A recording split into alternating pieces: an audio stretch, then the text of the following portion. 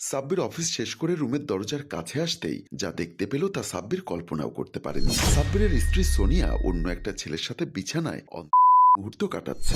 নিজের বৈবাহিক স্ত্রীকে অন্য পরপুরুষের সাথে এমন অবস্থায় দেখে সাব্বিরের পায়ের নিচের মাটি যেন সরে যাচ্ছে। সে কি করবে বুঝে উঠতে পারছে না। চিন্তা করতে লাগলো, আমি অফিস থেকে আজ একটু তাড়াতাড়ি বাসায় আসলাম, আর এসে আমি এসব কি দেখছি। আমি যাকে আমার জীবনের চেয়ে বেশি ভালোবাসি, সেই ভালোবাসার মানুষটি আমাকে এভাবে ঠকিয়ে যাচ্ছে। এই কথা ভেবে সাব্বির পকেট থেকে মোবাইল বের করে সোনিয়ার মুহূর্ত কাটানো ভিডিও মোবাইলে ধারণ করলেন। তারপর বললেন, কোনো একদিন এই ভিডিওটা আমি প্রমাণ হিসাবে দেখাতে পারবো। মোবাইলটা পকেটে রেখে চিন্তা করতে লাগলেন, এখন রুমে গিয়ে ওদের রোমান্সে বাধা হতে চাই না, আমি বরং দোকানে গিয়ে এক কাপ চা খেয়ে আসি। এই কথা ভেবে আর দেরি না করে দোকানে চা খাওয়ার উদ্দেশ্যে রওনা দিলেন। যখন সোনিয়া ও তার বয়ফ্রেন্ড নিজের শারীরিক চাহিদা মিটিয়ে যাচ্ছে, বিজয় সোনিয়ার উপর থেকে উঠে বলল, আজ তাহলে আসি, কাল না হয় আবার আসবো। সোনিয়া বলল, ঠিক আছে যাও, কিন্তু কাল যেন আসতে ভুলো না। ঠিক আছে বলে বিজয় চলে গেল। সোনিয়া বিছানার চাদর ঠিক করছে। এমন সময় সাব্বির এসে সোনিয়াকে জিজ্ঞাসা করলো, এ কি, বিছানা উলটপালট হয়ে আছে কেন? বিছানার সাথে কি যুদ্ধ করেছো নাকি? সাব্বিরের কথা শুনে থতথত খেয়ে সোনিয়া বলল, কই না, তেমন কিছু না, বিছানাটা নিজেই উলটপালট করছি নতুন করে ঠিক করব বলে। কিন্তু তুমি এত সকাল সকাল আজ অফিস থেকে চলে এসেছো?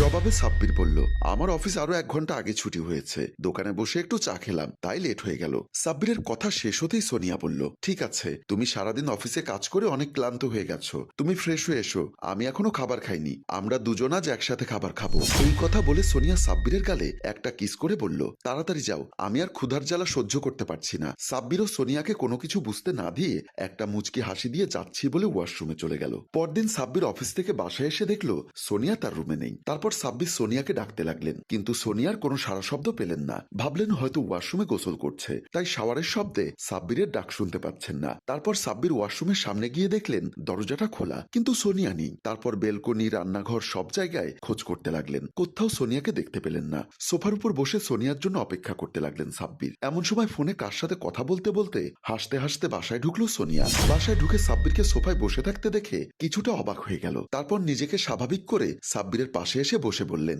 এ কি তুমি, তোমার তো এখন অফিসে থাকার কথা, বাসায় কখন আসলে? জবাবে সাব্বির বলল, আমি বাসায় কখন এসেছি সেটা তোমার না জানলেও চলবে, তুমি কোথায় গিয়েছিলে? সোনিয়া বলল, আমি আমার বান্ধবীর বাসায় গিয়েছিলাম, ভেবেছিলাম তুমি বাসায় আসলে তোমাকে বলবো।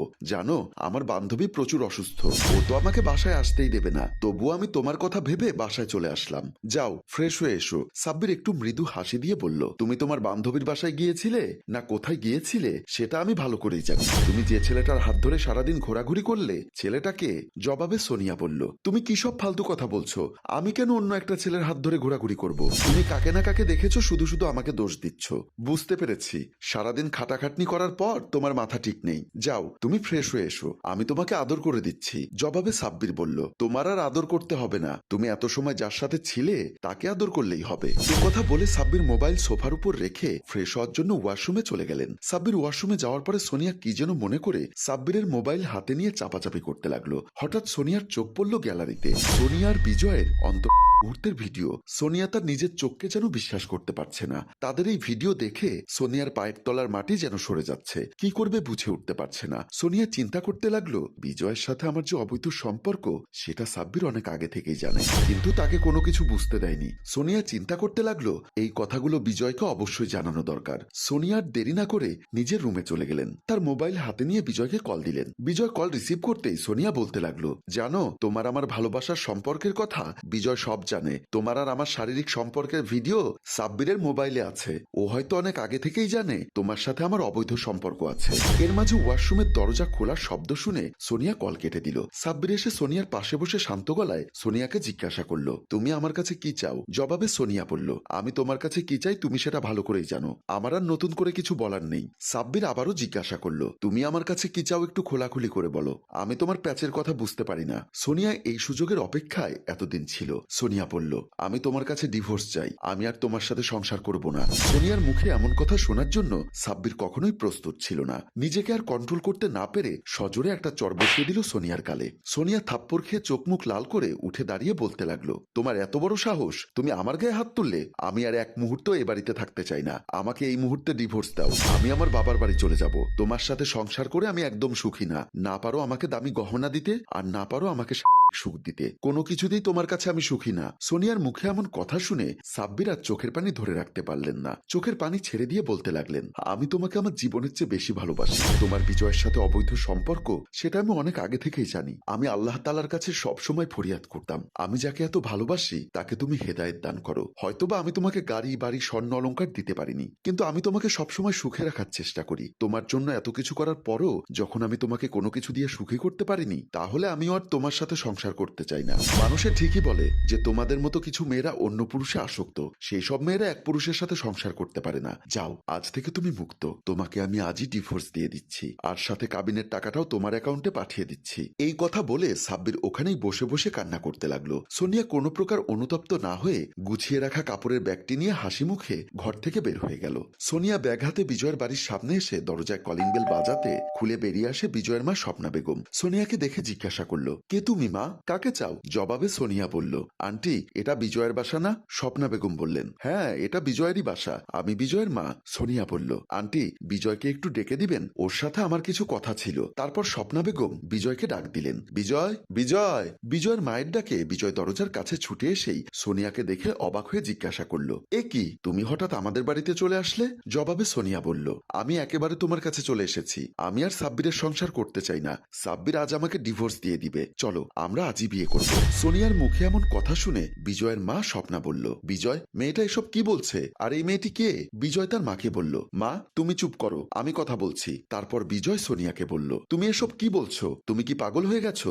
আমরা বিয়ে করব মানে? আমি তোমাকে বিয়ে করতে পারবো না, তুমি বরং বাড়িতে ফিরে যাও। তারপর বিজয় মাকে বললেন, মা, তুমি একটু ঘরে যাও, আমি ওর সাথে কথা বলে আসছি। মা যেতে না চাইলেও এক প্রকার জোর করে বিজয় মাকে ভেতরে পাঠিয়ে দিলেন। মা চলে যাবার পর সোনিয়া বিজয়কে বলল, বিজয়, তুমি আমার সাথে এমনটা করতে পারো না। আমি তোমার জন্য সাব্বিরকে ছেড়ে তোমার কাছে চলে এসেছি, আর তুমি এখন আমাকে বিয়ে করতে অস্বীকার করছো?